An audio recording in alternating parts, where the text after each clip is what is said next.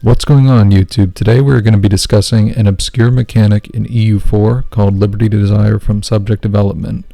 So, Liberty Desire is calculated through things like the strength of your army versus your subject's army.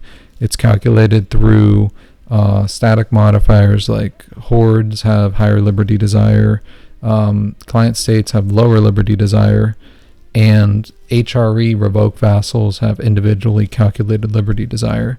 And then there are things like colonial nations getting Liberty Desire when you have war exhaustion. But this modifier here is a subtle one, and you get higher Liberty Desire when you have low crownland, like less than 30% crownland. But basically, there are certain modifiers from missions that are permanent and government reforms and national ideas that will lower the Liberty Desire added from development. So Liberty Desire per point of development is 0.25 for vassals, client states, marches, and appanages. It's 0.175 for tributaries and trade protectorates, 0.1 for colonial nations and aylets, and 0.05 for commercial enterprises. Commercial enterprises are just the East India Company that Britain gets, so that's not really relevant to most people. Trade protectorate's the same thing with Britain, and tributaries aren't really that relevant anyway because you're not going to grow them unless you're Ming with the elevate tributary benefit, right? And the vassal one, of course, if you're revoking, you're going to just distribute it among a bunch of vassals, so this is not going to get too high. It's not going to be that big of a deal. But what we are looking at for our case is a colonial nation Liberty Desire 0.1. And if we start out as a few tags like Khmer, which is Cambodia, or Denmark, if you have the Lions of the North DLC, respectively, there are two missions. One's called Subjugate Ayutthaya, that gives you minus 25% Liberty Desire from subject development, minus 20% for the Danish mission. And neither of those missions are too hard. I think the Khmer one is even easier, and I don't have Lions of the North right now. You can also form the Two Sicilies and get Neapolitan missions and subjugate Aragon. You get another 15%.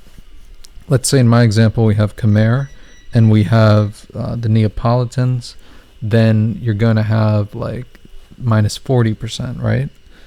And there's other ones like minus 33% if you start as like Norway, but you can't really get that because it's reduced to whoever you're starting as, right? So in this case, Khmer, minus 25%. And that's a mission modifier. It's permanent. There are other national ideas like Ayutthaya gives minus 20%, Ligor minus 23 leagues, and then Tonga as a starting nation does that, but you lose out on Khmer's permanent Liberty Desire modifier. So, I mean, getting that with not having to choose national ideas is like a really nice thing. But I would say that you get the 40% and then you get maybe 25% from your influence ideas, because that's 10% from influence, and then exploration religious is a policy that gives you minus 15%. So now we're talking about like 75% Liberty Desire from subject development reduction.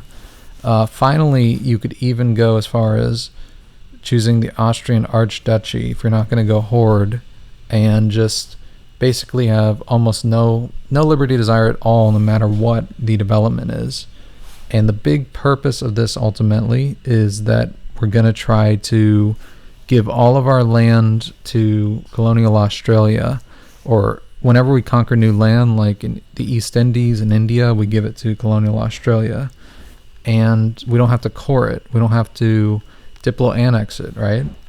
That's a unique ability you can do with colonial Australia. It's basically an exploit if you want to think about it, because you can transfer their land across the like Torres Strait into like Papua New Guinea. and then so on and so forth, like through the Moluccas and Java and Sumatra. Basically, give all the land in the world to colonial Australia. They have zero liberty desire because you've caused it to lower so much. And then when you're ready to finish your campaign, be whatever tag you want, you form a colonial nation like Australia, US, Brazil, and it could be whatever you want, but it could be a non-endgame tag, and it's similar to, like, Renovatio Imperii of the Holy Roman Empire. So that's the idea we're looking for, is can you just get the whole world conquered for free by using these modifiers? Especially like at the end, it makes it really easy with the Austrian Archduchy, because you can't benefit from like the Vermont national ideas the same way, because you can't form new colonial nations after that. So anyway, I hope this video was very helpful, and I think that this could be an interesting run for you to conquer the world with. Thank you. Have a nice day.